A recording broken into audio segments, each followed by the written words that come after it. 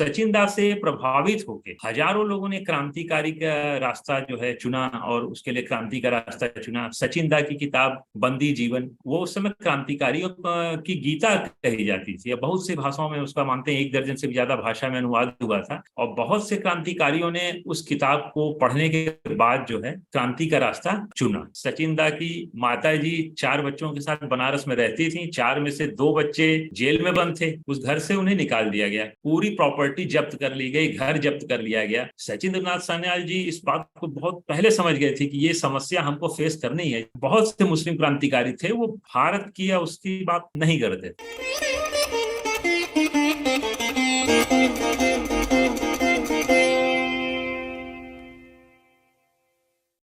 नमस्कार, संगम टॉक से मैं सीमा आज के इस विशेष कार्यक्रम में आप सबका स्वागत करती हूँ।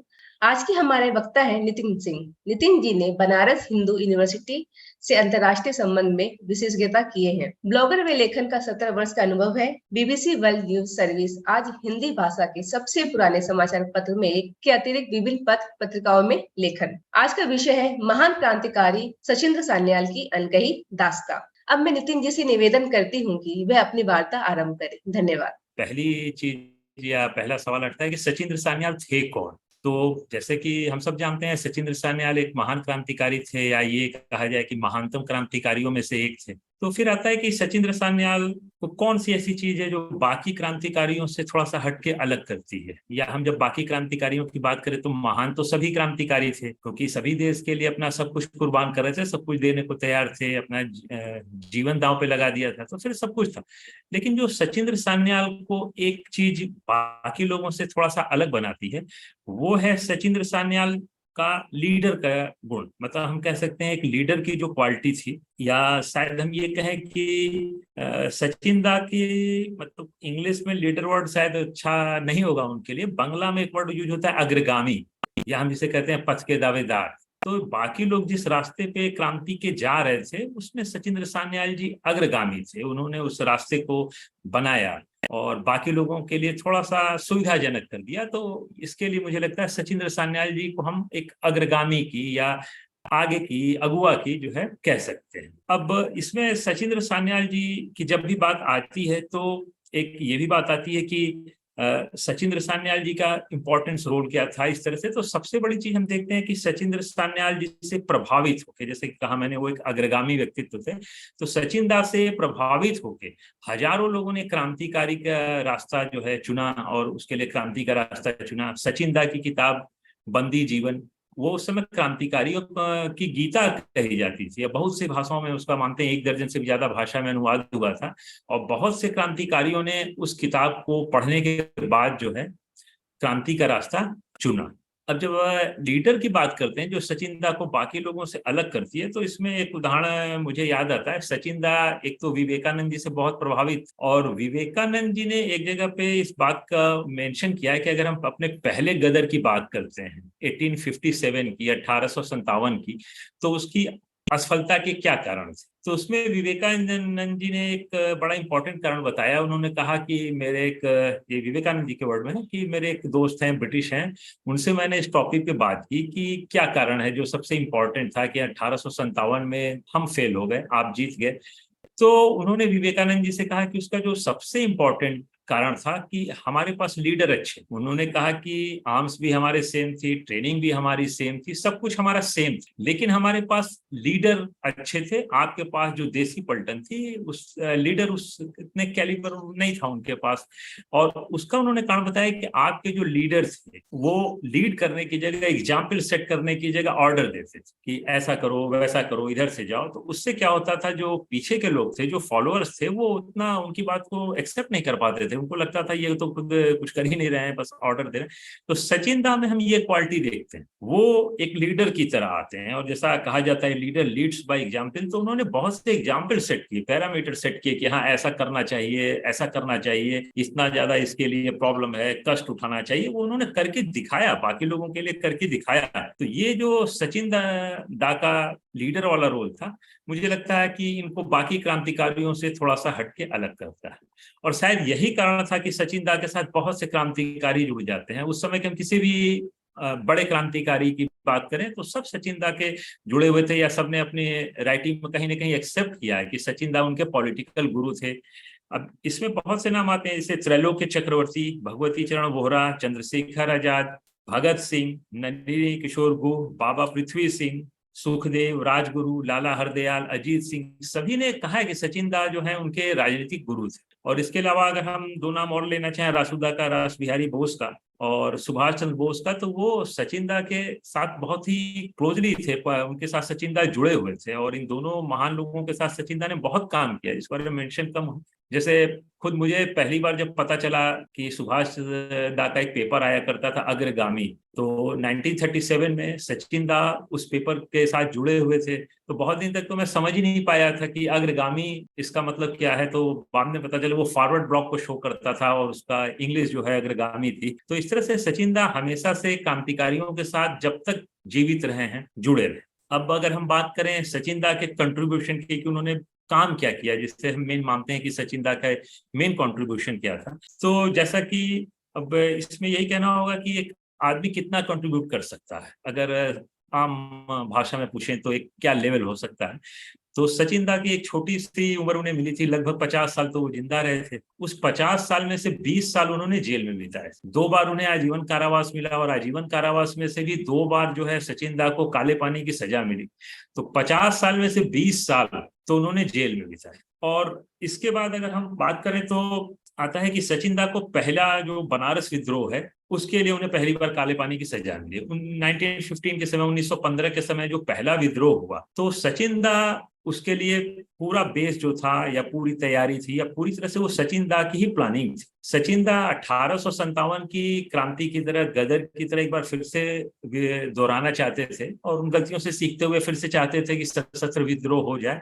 और उसके लिए वो बनारस में बहुत सी विभिन्न जो आर्मी कैंटोनमेंट में जाते थे, विभिन्न छावनियों में जाते थे और सैनिकों से बात करके उनको तैयार करते थे कि एक बार फिर से जो है एक निश्चित डेट को हम सब विद्रोह करेंगे। और इस तरह से वो पूरा एक प्लानिंग जो थी सब कुछ सचिन दा का। लेकिन हमेशा से जो हमारे देश में होता आया है, कुछ गद्दारों और मुखबिरों के कारण जो है सचिन दा इसमें सफल नहीं हो पाए और फिर सचिन दा इसके बाद पकड़ लिए गए और उन्हें काला पानी की सजा हो गई। बहुत से सैनिक भी जो सचिन दा के संपर्क में आए थे उनको कोर्ट मार्शल किया गया, बहुत सौ को जेल भेज दिया गया और सचिन दा को तो काले पानी की सजा ही हो गई, उनको भेज दिया गया। और इस बनारस षड्यंत्र के नाम से हम जिसे जानते हैं, इसमें सचिन दा और इनके सचिन दा के सहयोगी थे गिरजा बाबू। इनका सचिन दा जब भी अपने सचिन दा लिटरेचर में गिरजा बाबू का नाम कई जगह लेते हैं और बंदी जीवन किताब में भी गिरजा बाबू का नाम कई बार आता है, तो वो सचिन दा के क्लोज सहयोगी थे। तो गिरजा बाबू को भी आजीवन कारावास मिला और सचिन दा के छोटे भाई जितेंद्र सान्याल जी थे, उनको भी इसमें 2 साल की सजा हुई और दिल्ली के एक लक्ष्मी नारायण जी थे, उनको भी 5 साल की सजा हुई। और इसके साथ एक सचिन दा का पूरा परिवार इस घटना के लिए जो है बहुत ज्यादा कष्ट उनको बिताना पड़ा, क्योंकि सचिन दा हम सभी जानते हैं सचिन दा के पिताजी की डेथ काफी पहले हो गई थी। सचिन दा की माताजी, उनके सचिन दा के अलावा उनके 3 भाई और थे, उनको लेके बनारस में जिस घर में रहती थी उस घर से उन्हें निकाल दिया गया, पूरी प्रॉपर्टी जब्त कर ली गई, घर जब्त कर लिया गया। अब कल्पना करिए कि एक उनके पिताजी की डेथ हो चुकी थी, सचिन दा की माताजी 4 बच्चों के साथ बनारस में रहती थी, 4 में से 2 बच्चे जेल में बंद थे, सचिन दा आजीवन कारावास पे थे, छोटे भाई 2 साल के लिए सजा पाए हुए थे और 2 बच्चों को लेके वो उनकी मेंटली इतनी स्ट्रांग थी, वो कितनी ब्रेव के जो भी कह लें हम, कि उसके बाद उन्होंने उन 2 बच्चों के सहारे बहुत लंबा समय बिताया और उसके बाद वो फिर गोरखपुर अपने भाई के यहाँ, सचिन दा के मामा के यहाँ रहने के लिए चली गई। समझते हैं कि सचिन दा का जो जीवन था वो कितना कठिनाइयों से भरा हुआ था। और इसमें एक चीज और है कि सचिन दा को जो अंडमान की जेल में भेजा गया, तो सचिन दा को अंडमान की जेल में बहुत ही कठोर जिंदगी बितानी पड़ी, क्योंकि वहां पे जो सबसे खतरनाक कैदियों को रखा जाता था उनसे वो कोल्हू के बैल की तरह, जो हम कहते हैं ना ऑयल मिल की तरह थे, तो बैल की जगह आदमी थे। तो सचिन दा का आंख पे पट्टी बांध करके उनसे बैल की तरह काम लिया जाता था और ये सचिन दा के साथ उनके साथ पिटाई करना, उनको और भी तरह से तंग करना, ये एक नॉर्मल सी घटना थी जो सचिन दा के साथ हुई है, काफी सालों तक हुई है। फिर 1920 में सचिन दा 1920 के लगभग जो है जेल से छूटते हैं, क्योंकि फर्स्ट वर्ल्ड वॉर खत्म होता है और ब्रिटेन उसमें जीतता है, तो उस तरह से आता है कि जो पॉलिटिकल हैं, जो राजनीतिक कैदी हैं, उनको छोड़ा जाए। तो वहां पे सचिन दा की रिहाई होती है। तो 1920 के लगभग सचिन दा वहां से रिहा होते हैं और फिर लौट के बनारस आते हैं। फिर ऐसा लगता है कि सचिन-दा के जीवन में कुछ स्थिरता आ रही है। सचिन-दा का विवाह होता है और सचिन-दा की पत्नी थी प्रतिभा देवी, नाम था उनका। तो प्रतिभा देवी जी से सचिन-दा का विवाह होता है। उसके बाद सचिन-दा गांधी जी के भी संपर्क में आते हैं। गांधी जी भी चाहते थे कि सचिन-दा जैसे जो युवा हैं, जिनके कारण जो यंग एज के लड़के हैं वो क्रांति की तरफ ज्यादा हो रहे हैं, कांग्रेस से ज्यादा उतने इफेक्ट में आ नहीं रहे हैं, तो गांधी जी सचिन-दा से मिलते हैं और वो गांधी जी कहते हैं कि आप हमारे साथ आ जाओ। सचिन-दा भी गांधी जी के साथ जो बातों को उन्होंने लिखा है कि हमारा मंजिल तो एक ही है, रास्ते अलग हो सकते हैं, लेकिन सचिन-दा पूरी तरह से गांधी जी के साथ जुड़े नहीं थे। इसके कुछ और कारण थे, तो कभी इस पे विस्तार से चर्चा करनी होगी। खैर, सचिन-दा फिर गांधी जी के साथ आते हैं, लेकिन चौरी चौरा कांड 4 फरवरी 1922 को होता है और उससे क्या होता है कि गांधी जी जो अपना असहयोग आंदोलन वापस ले लेते हैं। तो सचिन-दा जैसे क्रांतिकारी आदमी को इसको पचा पाना बहुत मुश्किल था, तो वो फिर से बिल्कुल गांधी जी के विरोध में सामने आते हैं। वो कहते हैं कि फिर से आर्मी रिवॉल्यूशन की ओर जाना होगा, और वो जाते भी हैं। और सचिन-दा फिर से HRA का गठन करते हैं, जिसे हम सभी हिंदुस्तान रिपब्लिकन आर्मी के नाम से जानते हैं।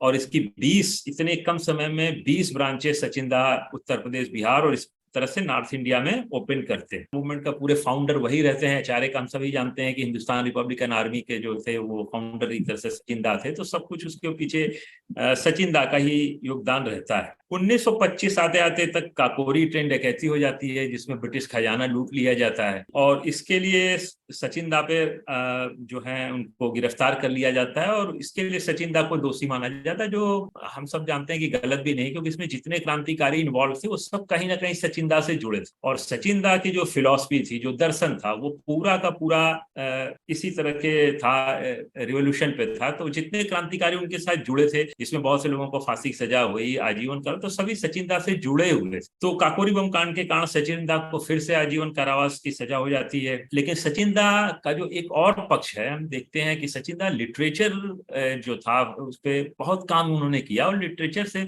बहुत स्ट्रांग वो चाहते थे कि अगर फाउंडेशन हो, क्रांति की नींव बिना स्ट्रॉन्ग लिटरेचर के, साहित्य के नहीं रखी जा सकती। जेल में रहते हुए भी सचिन-दा ने बहुत गंभीर अध्ययन किया। बंदी जीवन, साहित्य, समाज और संस्कृति, विचार विनिमय, वंशानुक्रम, इस तरह की उन्होंने बहुत से एसेज, किताबें और बहुत से पंपलेट जो हैं इस बीच में उन्होंने लिखे। उन्होंने लिखना कभी बंद नहीं किया। और एक लंबा समय था इस बार सचिन-दा का जो कालकोठरी में बीता, बहुत से कष्टों को सहते हुए। फिर वो 1937 में सचिन-दा को बाहर आने का मौका मिलता है, और तब देश की परिस्थितियां बहुत बदल चुकी थी। लेकिन सचिन-दा का जो सबसे बड़ी क्वालिटी थी कि कभी हारना नहीं, तो वो बाहर आते हैं, और इसके बावजूद वो बाहर आने के तुरंत कुछ दिनों के अंदर ही फिर से क्रांतिकारी गतिविधियों में जुड़ जाते हैं। 1937 में ही, जैसे मैंने पहले बताया, सुभाष दा का एक पेपर था अग्रगामी, जो बनारस से पब्लिश होता था, उससे सचिन-दा जुड़ जाते हैं। और कुछ दिन बाद उन्हें फिर से गिरफ्तार कर लिया जाता है, क्योंकि उन्होंने एक बार कहीं एंटी ब्रिटिश जो है कुछ लोगों के बीच में बातें कही थी, तो उन्हें फिर से गिरफ्तार कर लिया जाता है। फिर छूटते हैं। फिर कुछ दिन बाद पुलिस पकड़ लेती है कि उन्होंने कहीं स्पीच दे दी थी,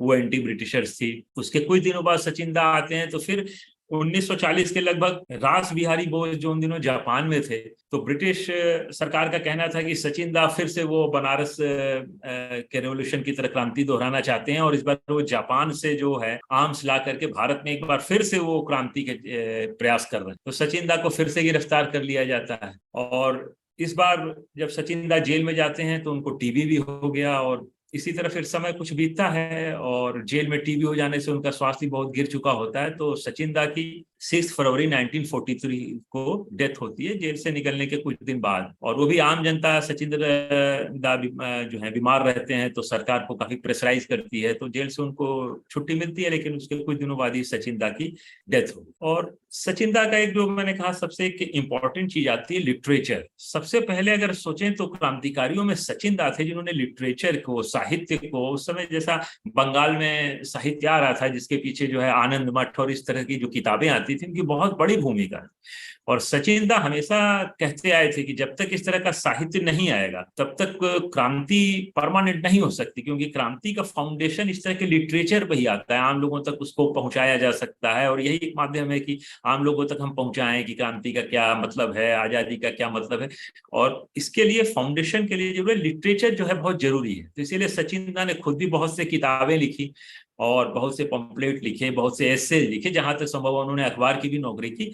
और वो चाहते थे कि बाकी लोग भी जो हैं हमेशा अध्ययन से और पढ़ाई से जुड़े रहे। सचिंद्रनाथ सान्याल जी ने कहीं कहीं लिखा भी है, वो कुछ लाइनें हैं जो मैं बताना चाहूंगा। उन्होंने लिखा है कि समाज को विकसित होने में साहित्य की विशेष भूमिका होती है और क्रांति का आधार साहित्य ही है। और इसके लिए उन्होंने रशिया की क्रांति को, आयरलैंड की क्रांति को, स्पेन की और जर्मनी में जो हुआ था, तो दुनिया भर में जहां भी इस तरह की क्रांतियां हुई थी वो उसका बराबर एग्जाम्पल दिया करते थे और बताते थे कि भारत में भी अगर क्रांति करनी है तो उसके लिए लिटरेचर, उसका जो बैकग्राउंड है वो बहुत स्ट्रांग करना होगा। तो ये सचिंद्र नाथ सान्याल का हमेशा से मानना था। इसी के साथ उनका कहना था कि जो देश छानबीन पे बहुत ध्यान देते हैं। साहित्य का मतलब उन्होंने कहा कि केवल मनोरंजन साहित्य से नहीं है कि आपने उसको मनोरंजन की तरह पढ़ लिया। उन्होंने कहा उसको पढ़ने के बाद जो लोग उसके आधार पे छानबीन कर सकते हैं, चीजों को गलत सही समझ सकते हैं, वही रेस आगे जाती है, वही देश आगे जाते हैं, और वही जातियां जो हैं दौड़ में आगे निकल पाती हैं, जिनको इस तरह की छानबीन करने की आदत हो, या अपने देश के लोगों को उन्होंने छानबीन करने की, किसी चीज को समझने की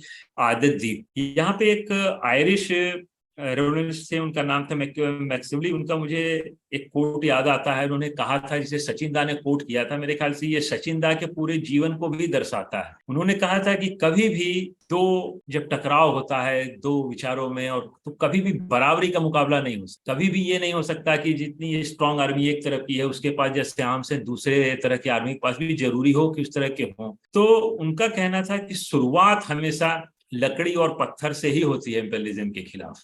बस आपको शुरू करना है, उसके ये नहीं देखना है कि हम कितने कमजोर हैं। और उन्होंने उसको बढ़ाते हुए ये तक कहा था कि अगर आप 10 आदमी हो और आप दुनिया के सबसे एडवांस आर्मी से लड़ने जा रहे हो, तो आप अगर शुरुआत करते हो, आपके पास आर्म्स के नाम पे पत्थर हैं, लकड़ी है, तो भी आपको रुकना नहीं चाहिए। और जो आपको कहता है कि आप गलत काम कर रहे हो, ऐसे नहीं कर पाओगे, हार जाओगे, तुरंत ही मारे जाओगे, तो उन्होंने कहा था ऐसे लोगों को हटा देना चाहिए, इनके मुंह पे थूक देना चाहिए, हटा देना चाहिए। क्योंकि कभी भी जब शुरुआत होती है तो बराबरी की नहीं हो सकती, लेकिन हमेशा शुरुआत यही होती है, यही क्रांति का आधार बनती है। इसलिए कभी भी इससे पीछे नहीं हटना चाहिए कि मुकाबला कितना भी जो है गैर बराबरी का है, शुरुआत तो कर ही देनी चाहिए, उसके बाद जैसा होगा वो कर्म है। तो ये सचिन दा काफी आता है। इस बारे में मुझे रोमारोला की वो लाइन याद आती है, उन्होंने कहीं लिखी थी। तो ऐसा मेरा पर्सनल मानना है कि ये लाइन जो है वो सचिन दा के ऊपर, या उनका हम जब संघर्ष देखते हैं तो हम पाते हैं सचिन दा के ऊपर पूरी तरह से सही साबित होती है। To strive, to seek, not to find and not to yield. प्रयास करना, खोजना, न पाना, फिर भी हार न मानना और लगे रहना। तो सचिन दा का पूरा हम जीवन देखते हैं इसके इर्द गिर्द घूमता है। उन्होंने कभी परवाह ही नहीं की कि मैं अकेला हूं या क्या कर पाऊंगा। उन्होंने बस कर्म किया कि हमारा काम करना है, आगे वाली पीढ़ी के लिए रास्ता बनाना है, और उसके लिए जो कुछ भी हो सकता है वो करते ही जाना। तो इसे सचिन दा कभी पीछे नहीं हटे। अब अगर हम थोड़ा सचिन दा के फैमिली की बात कर लें, तो सचिंद्र सान्याल जी का जन्म बनारस में हुआ था। बनारस के मदनपुरा मोहल्ले में बंगाली परिवार में हुआ था, 3 जून 1893। इस बारे में भी कुछ चीजें मैं कहना चाहूंगा कि पुरानी जो किताबें हैं उसमें सचिन दा का डेट ऑफ बर्थ 3 जून मिलता है, इसलिए मैंने यहाँ पे 3 जून कहा है। ये मेरे कुछ फ्रेंड्स ने, और मैं पहले भी जब इस पर बात करता था तो हमसे बार बार कहते थे कि गूगल जो है वो 3 अप्रैल शो करता है। लेकिन मैं यहाँ कहना चाहूंगा क्योंकि मैंने कुछ पुरानी किताबों में जो 1960s में या 1950s के समय पब्लिश हुई हैं, उसमें सचिन दा की डेट ऑफ बर्थ जो है वो 3 जून है। तो यहाँ पे मैं 3 जून कहना चाहूंगा कि वही है। और सचिन दा के पिताजी थे, इनका नाम हरनाथ सान्याल था। हरनाथ सान्याल जी खुद बहुत क्रांतिकारी विचारों के थे, और वो नौकरी करते हुए उस जमाने के ब्रिटिश आर्मी में नौकरी करते थे, अकाउंटेंट थे। लेकिन जैसा कि किताबों में मेंशन किया गया है पुराने जमाने की, सचिन दा के पिताजी खुद क्रांतिकारियों के बहुत सपोर्टिव रहे। और ऐसा कई जगह मेंशन आता है कि जो लोग भी उस समय क्रांतिकारी गतिविधियों में बनारस में लिप्त थे, उसमें इन्वॉल्व थे, उनके साथ सचिन नाथ सान्याल के पिताजी जो है बहुत क्लोज कनेक्शन, और कई बार उनको भी देखा गया बहुत उससे, लेकिन वो बहुत गहराई से जुड़े रहे। और इस सचिन दास सान्याल के जीवन में नो डाउट इस बात का बहुत गहरा प्रभाव पड़ा। सचिंद्रनाथ सान्याल की माता जी का नाम था शिरोध वासिनी, और ये एक कितनी बहादुर महिला थी, हम इसके बारे में बात कर ही चुके हैं कि वो उन्होंने कितने कष्ट सहे पूरे परिवार के साथ। जब इतनी बड़ी आपदा थी, पूरा परिवार इतने कष्ट से गुजर रहा था, तो ये उन्हीं का मॉरल था, उन्हीं की बहादुरी थी, उन्हीं का सपोर्ट था, जिससे पूरा परिवार टिका रहा। नहीं तो उस समय 4 में से, और इसके साथ ये बात और इम्पोर्टेंट है कि सचिंद्रनाथ सान्याल के अतिरिक्त ये लोग 3 भाई और थे, यानी सब मिला के सचिंद्रनाथ सान्याल 4 भाई। तो इनके और जो 3 भाई थे वो थे जितेंद्र नाथ सान्याल, भूपेंद्र नाथ सान्याल, रविंद्रनाथ सान्याल। और ये चारों भाई आर्म्स रेवोल्यूशन के लिए, क्रांतिकारी गतिविधियों के लिए जेल गए, और चारों भाइयों ने लंबी लंबी सजाएं पाई हैं, 2 साल 4 साल, इस तरह से चारों भाई सचिन दा के जो है क्रांतिकारी गतिविधियों में इन्वॉल्व थे, और सभी को सभी सजाएं मिलती रही, लंबी सजाएं। ये नहीं था कि कुछ दिन के लिए गए या फिर माफी मांग ली, सभी ने लंबी सजाएं पाई। इस बारे में एक बात और जो है मुझे बहुत इंपॉर्टेंट लगती है, और ये सचिन दा पे जब रिसर्च वर्क करते हुए मैंने पाई थी, तो इसलिए यहाँ पे इसको मैं मेंशन करना बहुत जरूरी समझता हूँ। बनारस में एक क्रांति बहुत पहले हुई थी, जिसे उतना हम नहीं जानते क्योंकि वो फेल्योर हो गई थी 1781 में। 15 अगस्त 1781 में भी बनारस में एक क्रांति हुई थी। इसमें बहुत से यूरोपियन सैनिक मारे गए थे, बहुत से ईस्ट इंडिया कंपनी के सैनिक मारे गए थे, पर वो क्रांति फेल्योर हो गई। और सचिन दा के जो पूर्वज थे जो बनारस आए थे, वो काशीनाथ के यहाँ, काशी नरेश के यहाँ पंडित थे। काशी नरेश के मुख्य जो थे पुजारी में से एक सचिन नाथ सान्याल के पूर्वज थे। और उस दौरान जब 1781 में बनारस में ये रेवोल्यूशन हुआ था, ये क्रांति हुई थी, तो सचिन दा के पूर्वज काशी नरेश के यहाँ मुख्य पंडित थे। तो मुझे ऐसा लगता है सचिन दा के ऊपर इस 1781 की घटना का या उनके परिवार पे इस घटना का प्रभाव जरूर था, क्योंकि सचिन दा का जो पूरा है हम पाते हैं वो ना हारने वाली क्वालिटीज, और ये कभी भी सचिन दा मैनेज करते हैं तो बार बार बताते हैं कि हम कहाँ गलती की है, लीडर वाली क्वालिटी।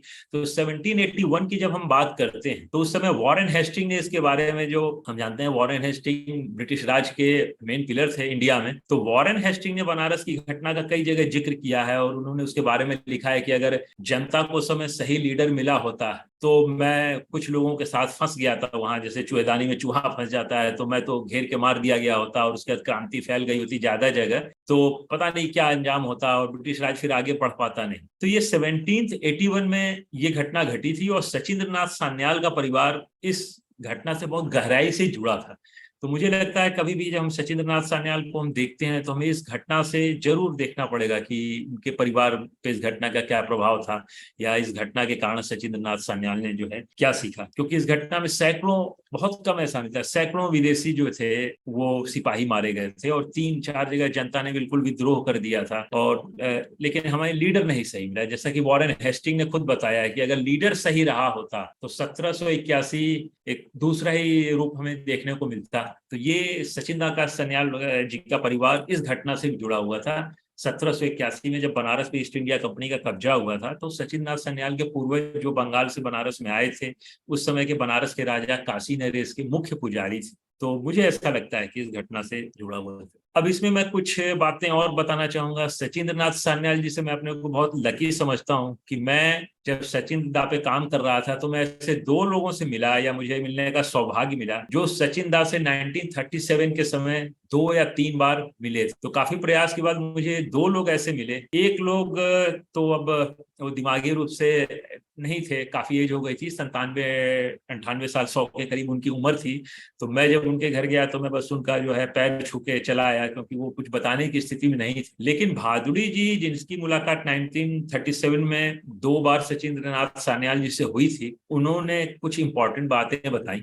हाँ, ये है, भादुड़ी जी की भी उम्र 94-95 साल की हो गई थी। तो जो उनके पुत्र थे उन्होंने मुझसे कहा कि आप ज्यादा समय मत लीजिएगा, इनसे, भादुड़ी जी से थोड़ी बहुत ही बात करिएगा। तो बात करते समय भी मैं देखा उनके जो लड़के थे वो उनको सहारा दे के ले आए, 94-95 साल के हो चुके थे, और वो ड्राइंग रूम में बैठे, तो बात करते समय भी वो रुमाल लिए हुए थे, थोड़ा सा बोल रहे थे तो उनके मुंह से खून आने लग रहा था। तो बात करने की वैसी स्थिति नहीं थी, लेकिन बात सचिंद्रनाथ सान्याल जी की थी, तो मैंने भी तुरंत जो है सब्जेक्ट पे आते हुए 2 क्वेश्चन उन्होंने उनसे पूछे। मैंने पूछा, आप सचिन दा से कब मिले थे आखिरी बार? तो उन्होंने वही 1937 का जिक्र किया, बताया कि जब वो बनारस से पेपर छपता था सुभाष दा का अग्रगामी, तो वहां पे मेरी मुलाकात हुई थी। मैंने दूसरा क्वेश्चन उनसे तुरंत किया कि सचिन दा ने क्या कहा था लास्ट, जो आपको ध्यान हो, याद हो? तो उन्होंने कहा कि सचिन दा ने 1937 के समय जो बात कही थी वो ये थी, उन्होंने कहा जल्दी ही हिंदुओं को दो मोर्चे पे एक साथ लड़ना होगा, अगेंस्ट ब्रिटिशर्स और अगेंस्ट हार्डकोर मुस्लिम्स। क्योंकि 1937 के समय ही सचिंद्र नाथ सान्याल ने कहा था कि ये जो मुस्लिम में एक कट्टरवादा आता जा रहा है, इससे निपटना बहुत मुश्किल है और हिंदुओं को जल्दी ही दो मोर्चे पे लड़ना होगा। मुझे लगता है ये सचिंद्र नाथ सान्याल की एक दूरदृष्टि को दिखाता है। और सचिंद्र नाथ सान्याल का जब भी हम लिटरेचर पढ़ते हैं, सचिन दा का लिटरेचर पढ़ते हैं, तो सचिंद्र नाथ सान्याल जी ने इस बात को कई बार मेंशन किया है। सचिंद्र नाथ सान्याल जी इस बात को बहुत पहले समझ गए थे कि ये समस्या हमको फेस करनी है, जिससे हमने भारत पाकिस्तान बंटवारे के रूप में देखी। तो सचिंद्र नाथ सान्याल जी 20-25 साल पहले ही वो उन्होंने इस बारे को विस्तार से लिखा। सचिंद्र नाथ सान्याल जी ने लिखा है अपनी किताबों में, लिटरेचर में, कि जो मुस्लिमों के नेता हैं, सब नहीं पर अधिकतर जो मुस्लिमों के नेता हैं, वो अपने आप को भारत से जोड़ के नहीं देखते हैं। वो अरब में, अफगानिस्तान में और इस तरह से टर्की में, तो इस तरह से वो अपना हित देखते हैं, बात भी उनकी करते हैं, वो कहीं ना कहीं उनसे जुड़े हैं। भारत के साथ उनका जुड़ाव कम है या लगभग नहीं के बराबर। और इस बात से मैं सचिन नाथ सान्याल जी की दो लाइनें कहना चाहूंगा, जो सचिन नाथ सान्याल जी ने खुद, उनके शब्दों में हमको समझ में आएगा कि सचिन नाथ सान्याल जी ने ऐसा क्यों कहा। तो सचिंद्र नाथ सान्याल जी ने एक जगह साफ साफ अपने लिटरेचर में लिखा है कि भारत के मुस्लिमों के क्रांतिकारी दल को भारतीय क्रांतिकारी दल न कहकर भारत के मुस्लिम क्रांतिकारी दल कहना चाहिए, और यही ठीक होगा, क्योंकि वो अपने आप को एज ए इंडियन मानने की जगह इस्लामिक पैन और इस्लामिक ब्रदरहुड में ज्यादा बिलीव करते हैं। वो बाकी अपने को टर्की से, अफगानिस्तान से इस तरह से जोड़ते हैं। और इसका एग्जाम्पल भी सचिन दा ने दिया है कि उस समय के कुछ पॉपुलर जो मुस्लिम नेता थे वो कहा करते थे कि अफगानिस्तान से, काबुल से हमको कहना चाहिए कि वो भारत पे अटैक कर दें, ब्रिटिशर्स को हरा लें। तो सचिन दा ने लिखा है कि उनके दिमाग में जो उस जमाने के मुस्लिम पॉलिटिशियन थे, उनके लिए भारत की आजादी का मतलब था दोबारा मुस्लिम राज्य की वापसी, न कि भारत की आजादी का मतलब ये था कि ब्रिटिशर्स चले जाएं और हमें अपने अधिकार मिल जाएं। तो भारत की आजादी का मतलब भारत की आजादी से है। मैक्सिमम मुस्लिम पॉलिटिशियन जो उस समय के देश के थे, उनके लिए भारत की आजादी का मतलब था मुस्लिम राज्य की वापसी। तो ये चीज सचिन दा की मुझे लगता है कि मेंशन करना बहुत जरूरी थी। और यही एक मेरा प्रयास था सचिन नाथ सान्याल जी के कुछ उन पहलुओं से बात करने का, लोगों को बताने का, जो मुझे लगता है कि इंपॉर्टेंस रखते थे या सचिंद्र नाथ सान्याल के बारे में हमें जानना चाहिए। क्योंकि एक्चुअली मैं कहना तो चाहता था या बात करना चाहता था, सचिन दा को बाद में कैसे साइड लाइन किया गया, तो बिल्कुल एक प्लान और गेम जैसे साइड लाइन कर दिया गया, उनके लिटरेचर भी नहीं मिलते हैं। आज से 15-20 साल पहले की बात है, जब मैं सचिन दा पे सीरियसली काम कर रहा था, तो मुझे बड़ा आश्चर्य हुआ कि सचिन दा की लिखी किताब बंदी जीवन मुझे बनारस की केवल एक लाइब्रेरी में, पुरानी कार्माइकल लाइब्रेरी में उसकी एक कॉपी मिली थी। और सचिन नाथ सान्याल उस लाइब्रेरी में खुद पढ़ने आया करते थे, कभी कभार अखबार पलटने, उन्होंने अपनी किताब में लिखा है। तो उसी लाइब्रेरी में उनकी एक कॉपी मिली। मैं बीएचयू का स्टूडेंट रहा हूँ, मुझे याद नहीं आता कि बीएचयू लाइब्रेरी में सचिन दा की बंदी जीवन किताब थी, जो मुझे लगता है भारत के हर प्राइमरी स्कूल में भी होनी चाहिए, क्योंकि ये एक तरह से गीता थी, बाइबल थी, हर क्रांतिकारी इसको पढ़ता था। ये एक सबसे बड़ी किताब थी। और ये किताब मैं कार्माइकल लाइब्रेरी में इसकी एक कॉपी पाया, वहां पे भी केवल एक कॉपी पुरानी थी सचिन दा की। और सचिन दा सान्याल उस लाइब्रेरी में आया करते थे कभी कभार। तो उस समय मैंने भी कहा कि पढ़ने के बाद मुझे लगा कि अरे सचिन दा यहाँ आया करते थे और उनकी लिखी किताब उसी लाइब्रेरी में मिल रही है। तो सचिन नाथ सान्याल जी को, क्योंकि उसे काफी कुछ जो है, इसलिए मार्क्सिस्ट हिस्टोरियन ने और नेहरूवादी हिस्टोरियन ने सचिन दा को बहुत हद तक साइडलाइन करने की कोशिश की है। क्योंकि सचिन दा की हम जब भी बात करेंगे तो काफी कुछ बातें हैं जो सचिन दा पे काम करते हुए मैंने जानी, कि कैसे उनको साइडलाइन किया गया, या कैसे बाद में पॉलिटिकल पार्टीज ने अपने इलेक्शन के लिए भी बनारस में सचिन दा से जुड़ी बहुत सी चीजों को हटाने की कोशिश की है। तो सचिन नाथ जी का परिवार जो है बनारस में उन दिनों में रहता था। और सचिन नाथ सान्याल जी की माता का नाम शिरोधवासिनी देवी था, पिताजी का नाम हरनाथ सान्याल था। और सचिन नाथ सान्याल के पिताजी हरिनाथ सान्याल जी भी देश के स्वतंत्र कराने के लिए क्रांतिकारियों के साथ लगातार जुड़ाव में थे। जैसा कि मिलता है लिटरेचर में, सचिन नाथ सान्याल जी के पिताजी क्रांतिकारियों की हर संभव मदद करने के लिए जाने जाते, जहां तक संभव था वो करते थे। और जब तक वो जीवित रहे, वो बराबर क्रांतिकारियों के साथ जुड़े रहे। फिर इसके बाद सचिंद्र नाथ सान्याल जी के 3 अन्य भाई जिनके नाम आते हैं, जो सचिन नाथ सान्याल के अलावा उनके 3 अन्य भाई थे, जितेंद्र नाथ, भूपेंद्र नाथ, रविंद्र नाथ।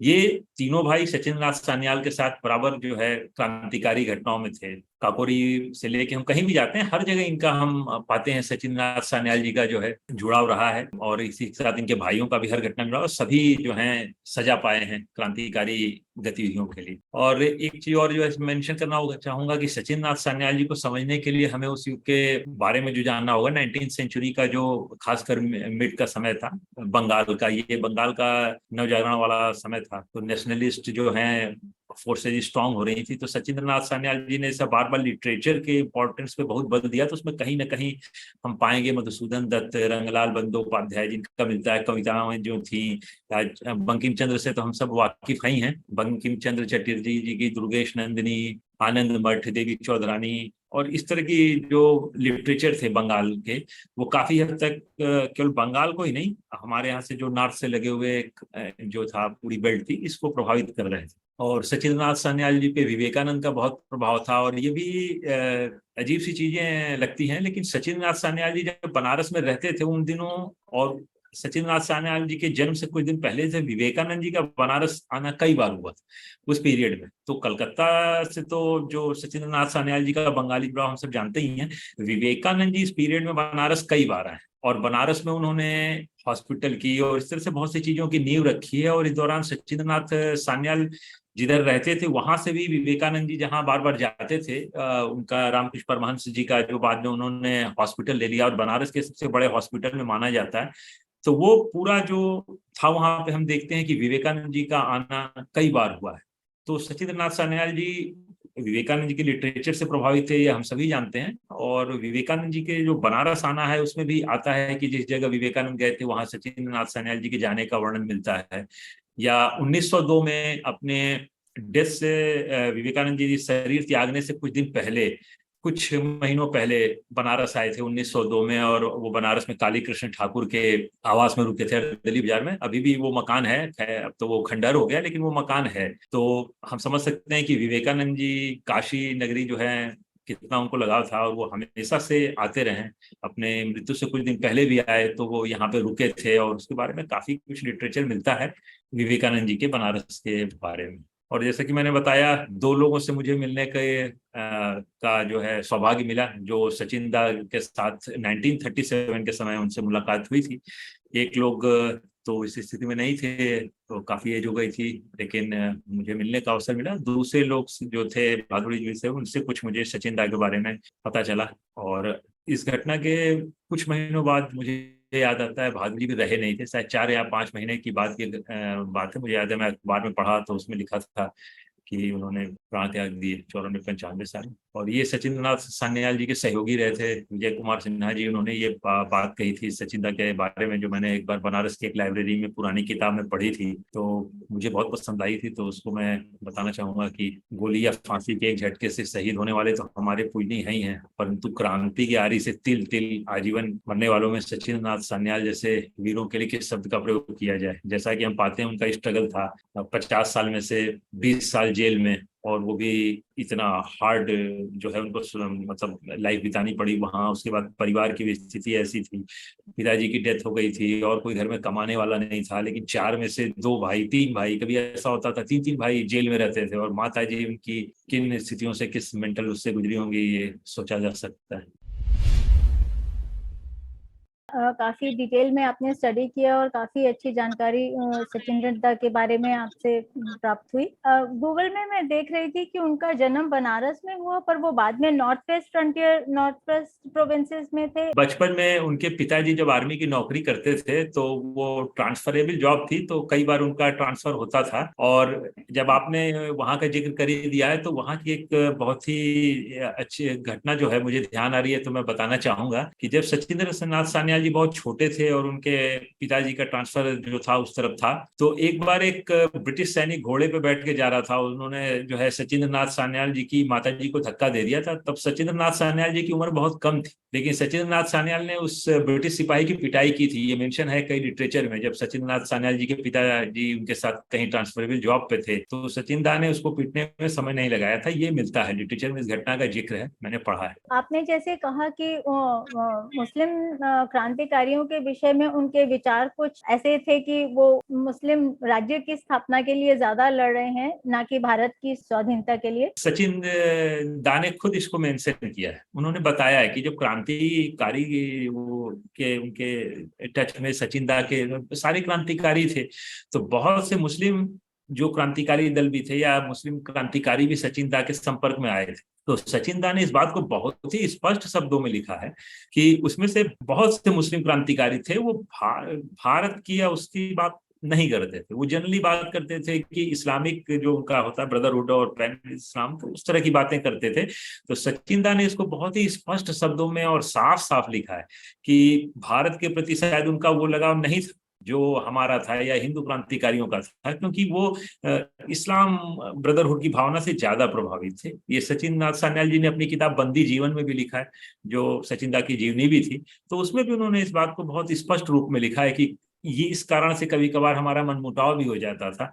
सचिन दा ने ये भी लिखा है कि हम उनको अपनी तरफ लाने की कोशिश भी करते थे कि चलिए ठीक है, कुछ बातों में हम हमारे बीच अंतर हो सकता है, मतलब, लेकिन सचिन दा कहते हैं इस बात पे जब उनका व्यवहार था वो कुछ ऐसा हो जाता था कि उनको हम चाह के भी अपने साथ नहीं ला पाते। आप जैसे ब्लॉग लिखते हैं और आपने सचिंद्र नाथ सान्याल के ऊपर भी ब्लॉग लिखा है, ये जो 1781 की बनारस क्रांति की आपने बात की, क्या उस पे भी आपने कुछ लिखा है? ब्लॉग मैंने लिखा था, एक पूरी पोस्ट मैंने लिखी थी 1781 के ऊपर, और उस समय ही काम करते समय मुझे पता चला था कि सचिन दा का परिवार जो है इस समय भी जुड़ा हुआ था, इससे उनके लिंक। सचिन दा पे मैंने 2 पोस्ट लिखी थी। एक पोस्ट तो मैंने लिखी थी कि जिन 2 लोगों से, महान लोगों से मुझे मिलने का समय मिला, 17-15 साल पुरानी बात है, तो वो अंदर से मुझे बहुत लगता था कि मैं लोगों को बताऊं कि मैं कम से कम 2 लोगों से तो मिला ही जो सचिन दा के साथ रहे हैं, मिले हैं। तो मैंने इस तरह से उसको लिखा था। सचिंद्र नाथ सान्याल जी की पारिवारिक पृष्ठभूमि क्या थी उस समय? सचिन नाथ सान्याल जी की जो पारिवारिक पृष्ठभूमि है, जैसा कि हम जानते हैं, बंगाल से और कलकत्ता से तो वो जुड़े हुए थे, लेकिन वो पैदा बनारस में हुए। और बनारस को तो हम सभी जानते हैं मिनी बंगाल के नाम से भी जाना जाता है। आज आप भी बनारस के कुछ मोहल्ले में जाएंगे तो वो आपको लगेगा कि आप बिल्कुल जो है बंगाल में, क्योंकि वहाँ दुकानें भी, सब कुछ जो है, आसपास के घर उस पूरी तरह से बंगाली लोगों के हैं। तो सचिन दा का मदनपुरा के एरिया में जन्म हुआ वो, और वो पूरा जो आसपास का एरिया था वो बंगाली लोगों का था। और इसमें एक बात और बड़ी इंटरेस्टिंग है कि अभी आपने कहा तो मुझे ध्यान नहीं थी उस समय, या हम कहें कि योग जो है, जो गीता के, हम समझते हैं आज की डेट में योग तो योगा हो गया है, तो हम उसकी मूल बातें जो है, बेसिक चीजें भूल गए। बनारस में लाहिड़ी गुरुजी जो आते हैं, लाहिड़ी स्वामी जी के नाम से हमें जानते हैं, तो ये सचिंद्र नाथ सान्याल के बहुत क्लोज रिलेटिव थे। और गीता से जो हम देखते हैं विवेकानंद जी, और वो बंगाल का जो पूरा रेवोल्यूशन शुरू होता है वो पूरी तरह से गीता बेस्ड। और सचिन दा जब बनारस में पैदा हुए तो उनके आसपास का जो माहौल था वो पूरी तरह से ऐसे लोगों से था जो गीता बेस्ड, कोई गीता का आधार कर्म आधार बनाया था, किसी ने योग की किसी गीता की शाखा पे काम किया था। तो इस तरह से सचिन दा के पूरा आसपास का जो माहौल था वो पूरी तरह से नेशनलिस्ट था, पूरी तरह से इंडियन जो सिविलाइजेशन या कल्चर से बहुत ही गहराई से जुड़ा हुआ परिवार था। आसपास हम देखेंगे तो सब कुछ है, अभी भी कुछ चीजें हैं जो जाने पे हमें समझ में आता है कि वो आसपास से जो मंदिर हैं उस तरह से तो सचिन दा का जुड़ा हुआ था। फिर जैसे मैंने कहा कि सचिन दा के पूर्वज बनारस आके 1781 में सेटल हुए थे और बनारस के राजा की वो मुख्य पुजारी थे। फिर सचिन दा के पिताजी, भाई का, मुझे नहीं लगता कि शायद ही कोई क्रांति की लड़ाई में ऐसा परिवार रहा हो जिसने अपने पूरे परिवार को, और हम देखते हैं 1781 तक पहुंच जाते हैं तो पूरी कई पीढ़ी जो थी वो लगी थी, तब जाके एक सचिंद्र सान्याल का जन्म होता है। क्योंकि उसके पीछे जो थॉट था वो सदियों से चला आ रहा था कि वो 1781 भी देखा था, वो बनारस का उस रेवोल्यूशन के जो है फ्लॉप होने के क्या कारण थे, कैसे वो गलत हो गया, और जनता पूरी तरह से तैयार थी लेकिन हम फिर भी सफल नहीं हो पाए। तो इस तरह से एक सचिंद्र नाथ सान्याल का जो पारिवारिक पृष्ठभूमि और आसपास का माहौल था। फिर सचिन दा के पास ही मदन मोहन मालवीय जी भी आ जाते हैं, बहुत से लोग बनारस से उस समय जुड़ जाते हैं, सेंट्रल हिंदू स्कूल हो जाता है, एनी बेसेंट हो जाती है।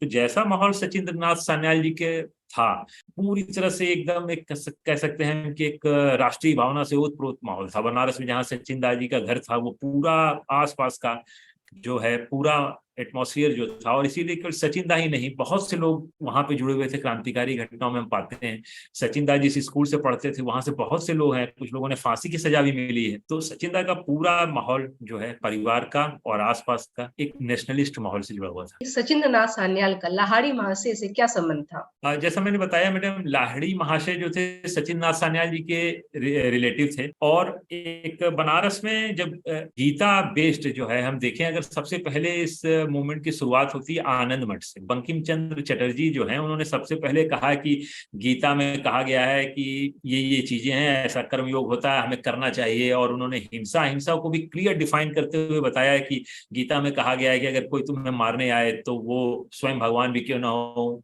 मारा जा सकता है। इस तरह की बातें उन्होंने कही, और उसके बाद गीता का जो कर्मयोग था वो काफी हद तक प्रभावित करता है। बनारस, जैसे मैंने कहा कि बनारस को मिनी बंगाल कहा जाता है, क्योंकि बंगाल और बनारस जो है सांस्कृतिक रूप से इतने ज्यादा जुड़े हुए थे कि कोई खास अंतर रह नहीं जाता है। तो बनारस के ऊपर बंगाल का प्रभाव, और बनारस में जो कुछ होता था उसका हम देखेंगे तो बंगाल के ऊपर प्रभाव बहुत जल्दी होता। तो उस दौरान जब सचिंद्र नाथ सान्याल जी मदनपुरा में रहते थे तो बंगाल से बहुत से लोग आए थे जिन्होंने गीता के ऊपर अलग अलग ढंग से काम शुरू किया। किसी ने गीता के योग को अपना लिया जो आगे चल के काफी दूर तक जाता है। इसमें विवेकानंद जी भी आते हैं, तो वो यहाँ पे आए तो बहुत से वो योगियों से मुलाकात किए जो सचिंद्र नाथ सान्याल जी से घर के आसपास रहते थे। विवेकानंद जी का हम सभी जानते हैं कि योग को पॉपुलर करने में कितना बड़ा योगदान था, तो वो भी यहाँ पे आते हैं। तो उन महान योगियों में से कुछ में से सचिंद्र नाथ सान्याल के जो सचिंद्र नाथ सान्याल भी जुड़े थे उनसे विवेकानंद जी की भी मुलाकात होती है। तो योग एक केवल हम उसको एक्सरसाइज से नहीं जोड़ सकते, वो हमारी संस्कृति का, हमारी गीता का, हमारे साहित्य का, हमारे हिंदू धर्म का एक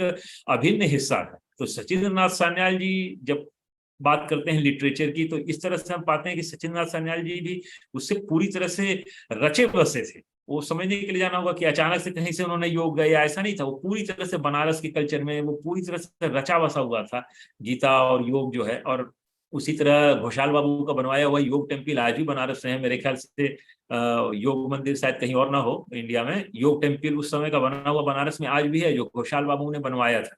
तो योग, गीता, हमारा रामायण, इस सब से विवेकानंद और सब कुछ जो है एक पूरा सचिंद्र नाथ सान्याल जी को हमें देखने के लिए डिफाइन करना पड़ेगा। यही लाहिड़ी महाशय से भी संबंध था। लाहिड़ी महाशय जी ने अलग रास्ता चूज किया था, लेकिन सचिंद्र नाथ सान्याल के साथ उनके पारिवारिक संबंध भी थे और सचिन दास से उनका जुड़ा हुआ था। सचिंद्र नाथ सान्याल का सुभाष चंद्र बोस के साथ नजदीकियों का जिक्र क्यों किया जाता है? मैम, सुभाष चंद्र बोस के साथ सचिन दा की नजदीकियों का जिक्र इसलिए किया जाता है कि सुभाष चंद्र बोस का एक पेपर था अग्रगामी, और जैसा कि मैंने कहा, मैं जब इस पेपर को बहुत मुश्किल से खोजा था, एक लोग के पास इसकी कुछ फटी पुरानी 2-4 कॉपी मुझे मिली थी, तो मुझे बड़ा अफसोस हुआ कि मुझे ये जानने में 10-15 दिन लग गए। मैंने ध्यान ही नहीं दिया कि अग्रगामी का मतलब क्या होता है। अग्रगामी का मतलब फॉरवर्ड ब्लॉक। तो वो सुभाष दा के जो उन दिनों की याद दिलाता था। तो जो पेपर उन्होंने शुरू किया था वो सचिंद्र नाथ सान्याल जी बनारस में देखा करते थे। बहुत दिन तक उससे जुड़ ही नहीं पाए, उन्हें तो मौका ही नहीं मिलता था। एक बार आजीवन कारावास पाए, फिर आए तो फिर आजीवन कारावास मिल गया, फिर 1937 में आए, तो उसके बाद कई बार जेल गए, फिर 40 में फिर उनको ऊपर लग गया कि जापान के साथ मिलकर फिर से आर्म्स रिवॉल्यूशन इंडिया में करना चाहते। लेकिन उस 2-2.5 साल के पीरियड में बनारस में अग्रगामी अखबार जो है एक बहुत इंपॉर्टेंट पेपर माना जाता था। उस समय के जितने हिंदी के भी जो राइटर थे वो उसमें लिखा करते थे, और कुछ लोगों ने तो मुझे बताया है कि वो इस नाम से नाम बदल के भी लिखा करते थे कि ब्रिटिशर्स उन्हें जो है तंग न करें या उनको पकड़ा ना जा सके। तो नाम बदल के भी कुछ उस समय के बनारस के जो हिंदी राइटर थे उस पेपर में लिखा करते थे, और वो सुभाष दा का ही एक तरह से पेपर था अग्रगामी, और सचिंद्र नाथ सान्याल जी उससे बहुत गहराई से जुड़े रहे। तो आपने बहुत रिसर्च की है सचिंद्र नाथ जी के जीवन पर, और मुझे ये पूछना था कि जैसे जो रासबिहारी बोस के साथ उनका किस तरह से रहा, क्योंकि रासबिहारी बोस तो जल्दी ही वहाँ चले गए थे जापान। और वो जी रासबिहारी बोस जी जब बनारस में रहते थे, जब उनके ऊपर इनाम घोषित था और रासबिहारी बोस बनारस में रहते थे, वो सचिंद्र नाथ सान्याल के साथ ही रहा करते थे। तो सचिंद्र नाथ सान्याल जी और उनके बीच काफी लंबा समय बीता है, और ये विषय दूसरा हो जाता है, इसलिए मैंने इस बारे में ज्यादा नहीं कहा, क्योंकि उस समय का सचिंद्र नाथ सान्याल जी ने कुछ बड़े इंटरेस्टिंग मोमेंट भी शेयर किए हैं रासबिहारी बोस के साथ। की उन्होंने पहली बार जब रासुदा को रोते देखा तो उन्होंने लिखा है कि मतलब एक शेर को मैंने पहली बार देखा इस तरह से उसकी आंखें भरी हुई थी। और वो भी रासबिहारी बोस जी इसलिए दुखी थे क्योंकि उनके साथ के जो सहयोगी थे उनको फांसी की सजा उस दिन दी गई थी। अपने लिए तो वो कभी शायद ही दुखी हुए हों। तो सचिन दा ने इस बारे में लिखा है कि मैंने पहली बार जब उनको देखा, आंख भरी हुई, तो मुझे पता चला कि उनके जो सहयोगी थे उनको फांसी दी गई थी। तो ये काफी चीजें हैं। तो बनारस में वो रहे हैं और उसका काफी कुछ इंटरेस्टिंग भी लगता है पढ़ने पे, मतलब कि कैसे कई बार वो पुलिस से बहुत पास पास से बचे।